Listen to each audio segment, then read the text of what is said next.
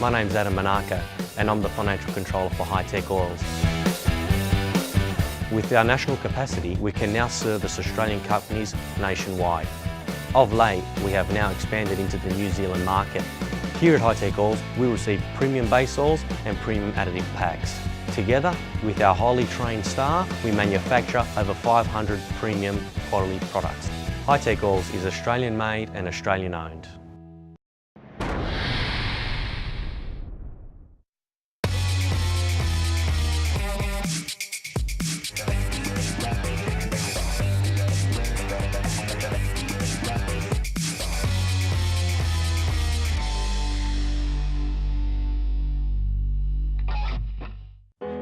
Hello and welcome to the 5th of 8 rounds in the 2018 FIM Maxxis Enduro World Championship. Just a few weeks after our historic visit to Estonia, the championship now finds itself in Pietramarata in northern Italy for the GP Trentino. This is an area of stunning natural beauty and a heaven for those attracted to fine wines and extreme sports, especially in the surrounding mountains. For our 5th round of the season, a new format featuring just a single very long day of racing. Also in store, a date with the wall in the dark to finish the first hard Enduro GP in championship history.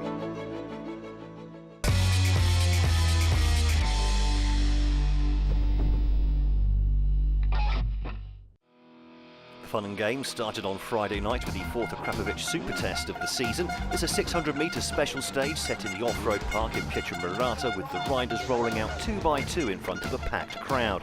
As always, there were 12 seconds of time bonuses for Saturday's race up for grabs for the winner and a single second down in 9th. However, there will be no bonuses for Iro Remes, Daniel Meccani or Christophe Charlier, nor for 2016 junior champion Giacomo Redondi on his return to World Enduro. Matis Bellino was back for his second race of the season for Honda, the Frenchman happy with 3rd here, just ahead of Steve Holcomb. Joaquim Lario, fresh from winning the Trefla Lozerian last month, took 2nd, but was no real surprise with the Super Test winner. Alex Salvini, a specialist in this sphere, and being last out the gate, knew exactly what he had to do to take the victory. His 3rd in 4 Super Tests this year by just 32 hundredths of a second on his Husqvarna. A perfect start to the weekend on home turf for the Italian.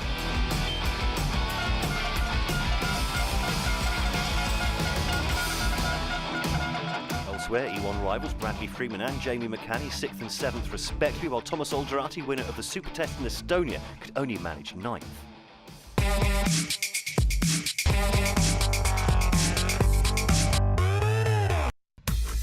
It was all change for Red Moto Honda over the winter. Matteo Buffelli, the new man in charge of this privateer team, dreaming of glory and a glittering future at their home race.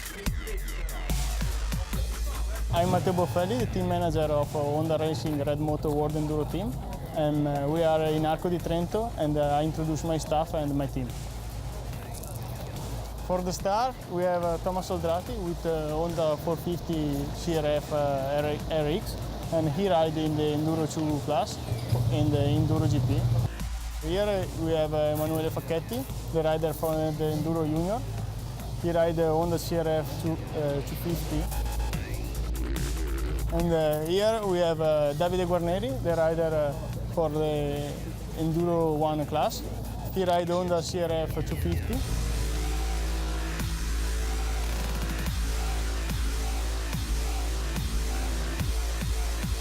Davide Guarneri is injured. He don't race in Estonia GP, and he don't race here. He come back in GP of Edolo next GP. I can do nothing. I need my time to recovery. I hope to be ready before the end of the season again, and nothing. I have to say thanks to the team. If I can help the riders and the team, I'm here for this, and we will see. When start of the season, I speak to all people who work inside the team. We are first of all one family, and we work all together. We stay 1 week or 2 every time together, and it's important to stay with the spirit of family. Of course, I want to do better, and the riders is possible to do better. But I'm happy from this result in this season, and continue to work in this direction. The expectation at the end of the season is to stay on the podium of every GP and stay in front and going better every race.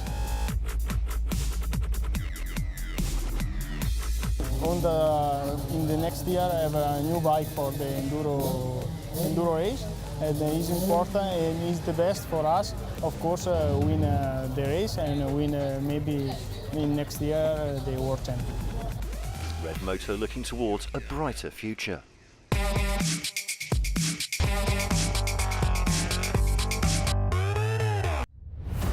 When the riders rolled out of bed on Saturday, a glorious morning awaited. Unrelenting sunshine, the order of the day. First up, a visit to the motocross track for 3 full-on motocross races, complete with a mass start.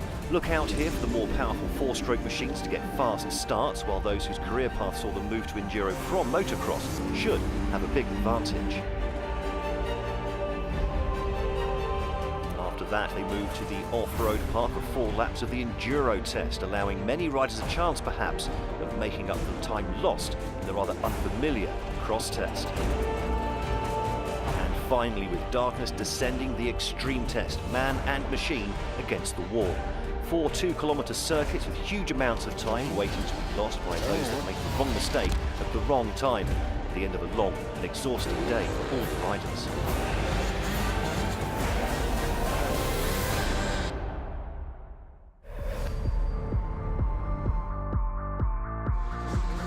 Time for walking and talking the course now over, as the marshals gave the track a final hose down ahead of the first of 3 motocross races.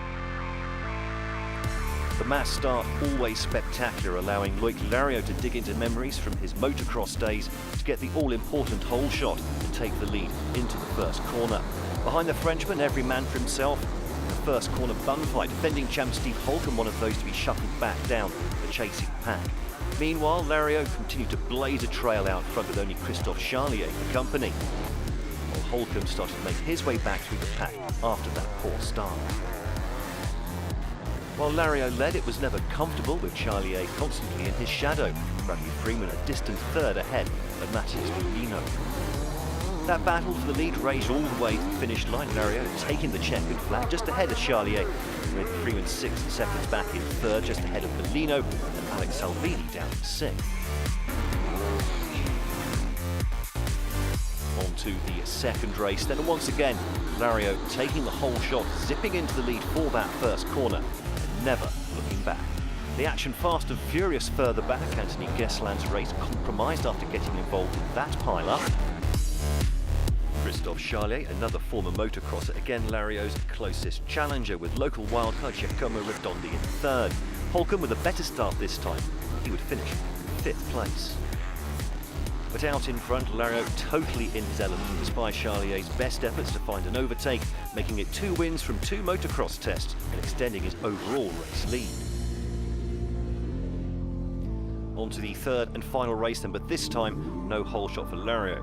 Instead, it was Matthias Bellino who hit the first corner with a nice lead, with Lario bogged down in midfield. But then disaster struck, Charlier crashing hard and hitting his head. The race red flagged to allow the ambulance crew to treat the Frenchman, who was then taken to hospital as a precaution. Well, with Charlier pronounced safe and stable, the race restarted. Bellino again racing into the lead, but this time with Lario very much on his case and sniffing a clean sweep of victories. Salvini the best of the rest, and still within range of the leaders. But nothing could stop Bellino, who had to rebuild a broken wheel after the second cross test, taking the win ahead of Lario and Salvini, with Holcomb this time climbing his way up to 4th place. After all that, Lario with a 16-point lead over Salvini in the overall standings, with Redondi 11 further back in third, Holcomb 4th, but 41 seconds adrift.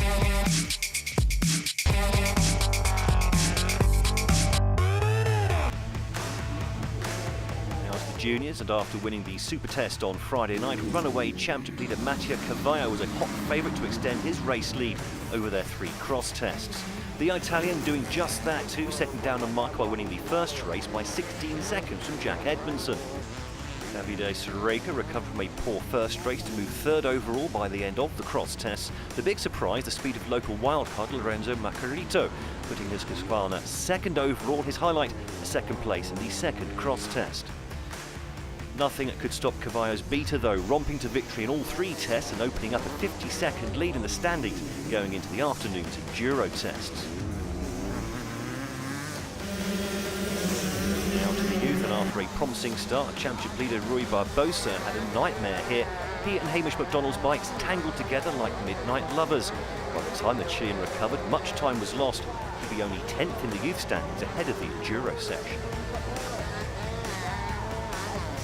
The leader at this stage, Roni Kiitonen on his Husqvarna, who won all three tests, taking the race lead by stunning 46 seconds from Sherka rider Gerard Gomez and Matteo Mencelli third.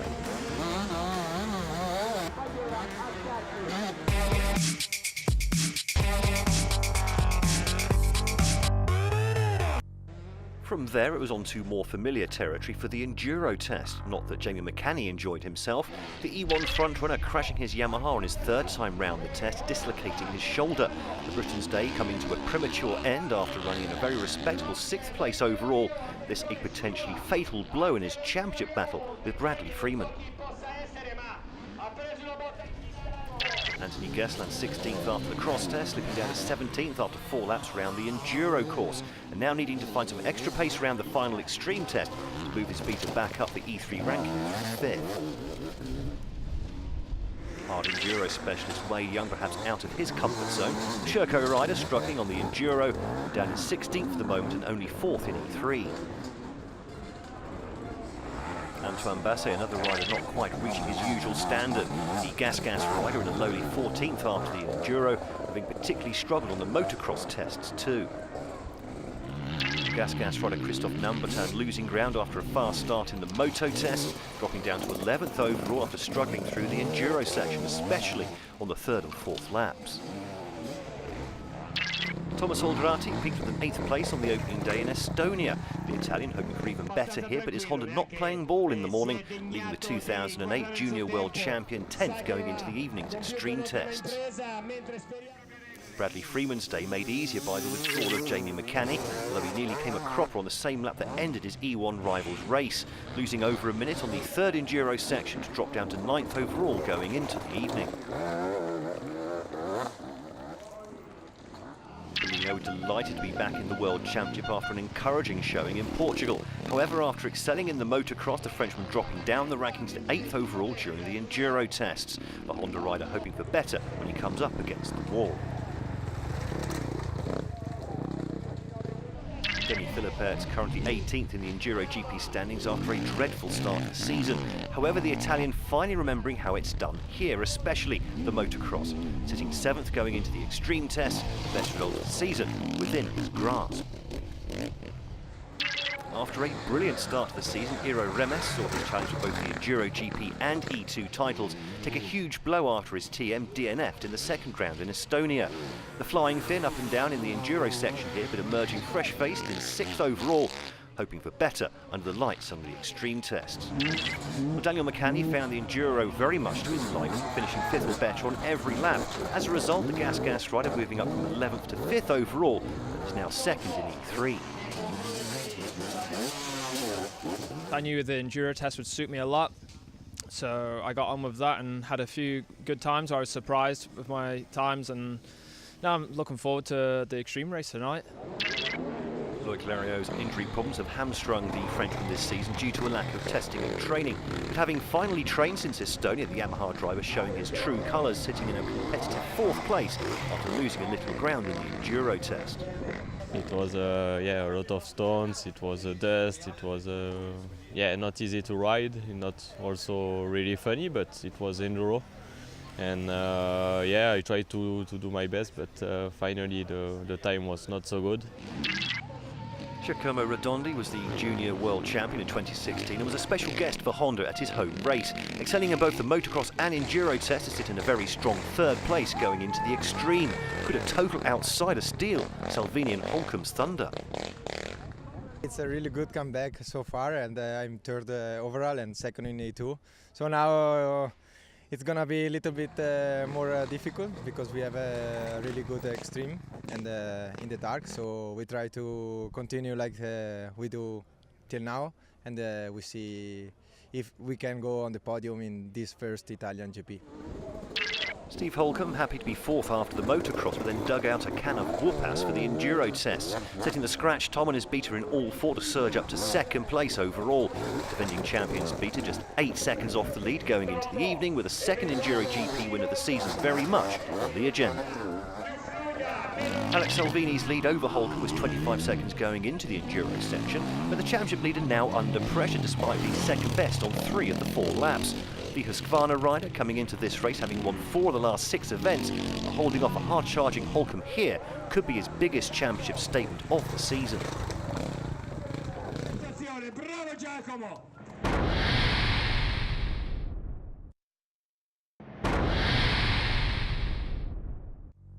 Over in the juniors, and it was time for the enduro specialists to flex their muscles. Davide Sorreca incredibly consistent through this part of the race, never worse than 4th on any of the 4 laps, although unable to set any scratch times. The Italian TM rider retaining his 3rd place in the race standings with only extreme tests to go, leaving him on the cusp of a much needed 4th podium finish of the season. And while Lorenzo Maccarito dropped out of contention for a podium position, another Italian, Andrea Verona, set 3 scratch times out of 4 to catapult himself up into 2nd, also on a TN. That's a real boost after losing 30 seconds on the 2nd cross test. But Matteo Cavalla very much a class of his own. The beater man now with a 74-second lead, running away with this race as well as the Junior World Championship. 2019 could be very interesting if he closes out this title and chooses to move up to challenge the big boys. To the youths now, and Rui Barbosa back in his element in the Enduro after struggling on the cross tests. 4 scratch times out of 4, always at least 10 seconds ahead of his rivals to move into a commanding lead.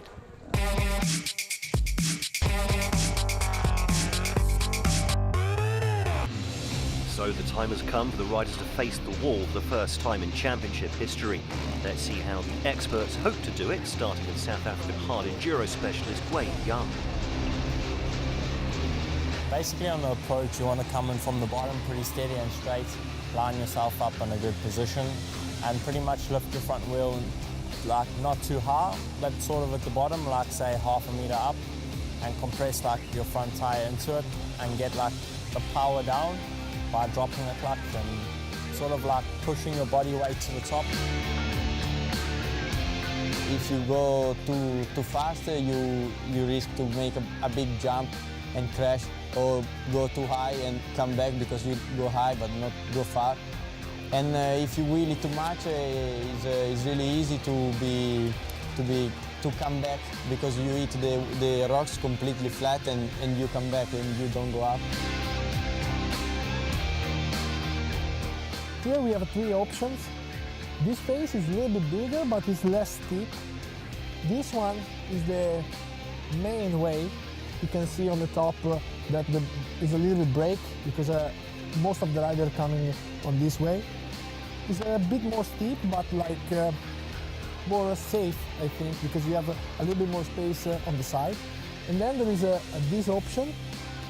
It's quite much the same steep of that one, but you have a little step here that makes things a little bit more complicated. So I think I will choose this way for sure because it's the safest one.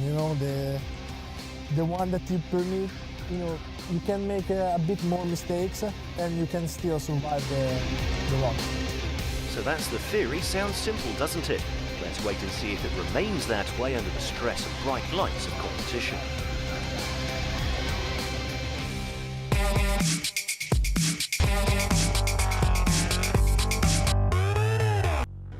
In the junior race, there was a big surprise as Davide Sorreca fell apart on the extreme tests, allowing Joe Wootton to grab a 3rd place thanks to a string of solid performances. This the British Husqvarna rider's best result of the season, moving up to 8th in the championship standings. Andrea Verona wobbling after a mistake on the 2nd extreme test, but then holding his nerve to finish with his TM in 2nd, the first time since the opening race in Portugal. but Matteo Cavallo just too far ahead, taking the win by nearly 2 minutes in a time that would have placed him 7th in EnduroGP. The Beta rider now has a 27-point lead over Verona in the junior standings. Yeah, now only one goal. I'm really scary. I didn't expect to speak about the title, so I don't know, it's really weird, but I fight for that. Surely now a matter of when and not if Cavallo wraps up that junior title. In the youth section, Rui Barbosa came into the extreme test with a slender lead, but dropped down to 3rd on the first lap, losing over a minute on this steep incline. However, he did well to keep his head after that, putting in 3 clean laps to reclaim the lead and take his 3rd consecutive victory ahead of Daniel Mundell, moving to a 12-point lead in the championship standings.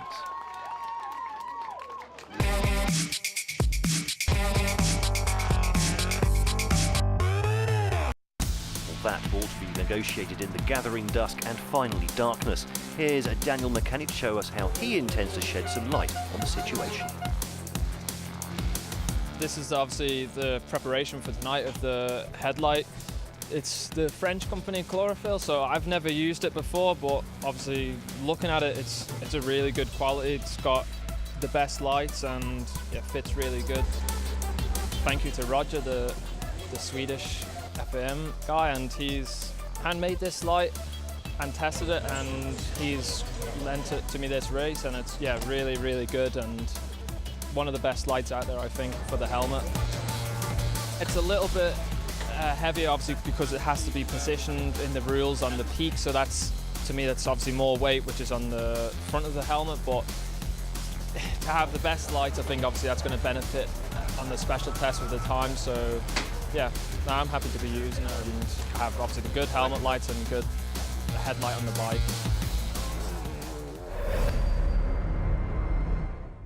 Anthony Gessler not having the best of times on the extreme test. The Beta rider a minute or more off the pace on 3 of the 4 laps of the circuit, only really getting his act together on the final lap. The Frenchman 16th in the end, 5th in E3, his worst result was the opening race in Spain. Gas rider Antoine Basset still at his best either, finishing down in 14th place, his worst result since Finland. But he did manage 2nd in E1 due to Makani's DNF. Wade Young back in his comfort zone on extreme territory, the South African setting a scratch time as he moved from 16th to 12 overall to 4th in E3. Christophe Nambertin's topsy-turvy season continued in Italy, riding high in the top 10 after the Moto test, dropping down to 11th after the Enduro section and unable to stop the rot in the extreme, ending up in 11th for Gas, although 3rd in E3. After a season of disappointment, Denis Philippets finally finished a race in the top 10, despite a big mistake on the 3rd extreme lap, although only good enough for 7th in E2. Thomas Holdrazzi hoping for an improvement under the lights and getting just that. His Honda not quite on it for the first lap, but gaining pace afterwards. The Italian up to 9th by the end of the day, although only 6th in the ultra-competitive E2 class.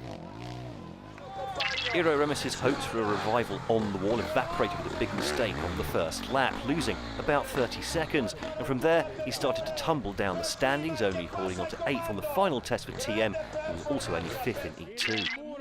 No title worries for Matthias Bellino, though, who's concentrating on the French Championship this year. The Honda rider 6th going into the final lap, but a mistake there dropped him down to 7th and 4th in E2.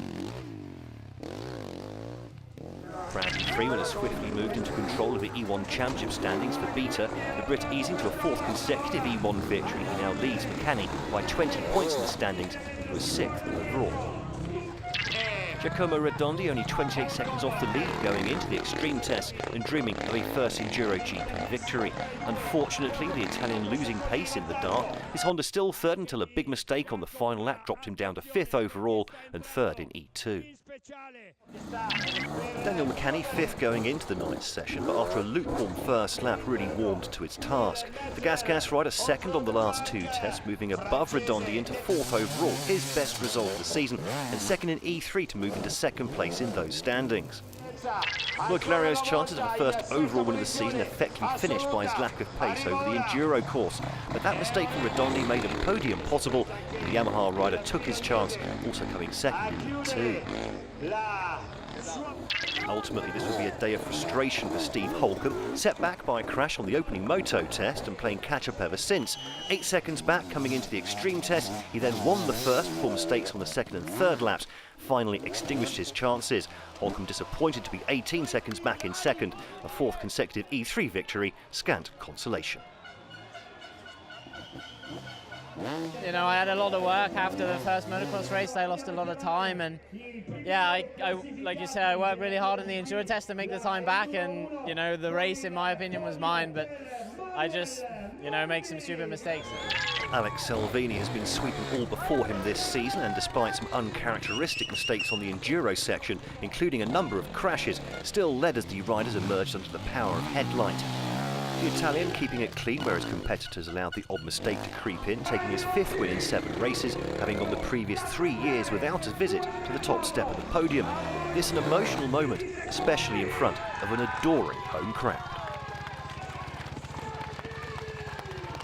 During the night it was the real rock and roll, and I'm so glad to survive at the extreme race and you know, won the Italian GP, and especially this real home GP, because as you tell, is the home of my girlfriend, so it's a special you know, GP for me, and quite emotional. Maybe one of the toughest of my career, because you know, I felt a lot of pressure. Salvini's season getting better and better and better, and I'm sure he'd rather not have the summer break now, given his current streak of form. In the end, an 18-second victory for Salvini, which could have been so different but for a couple of Holcomb errors. Lario delighted with his second podium of the season. Salvini's charge towards a first world title since 2013 continues at pace. The Italian now with an 8-point lead over Holcomb in the EnduroGP standings and is away and clear in E2. Iro Remes now a distant third with only a 4-point cushion over the informed Bradley Freeman in his first senior season. Well, that's your lot from GP Trentino, the 5th round of the 2018 FIM Masters Enduro World Championship. Northern Italy, a spectacular setting for the first hard enduro event in championship history. The teams can now enjoy a 2-month break until the next event, the GP Acabis Italy, and a return to the usual 2-day format. If it's half as spectacular as our first visit to Italy, we should be in for a real treat. Ciao, ciao!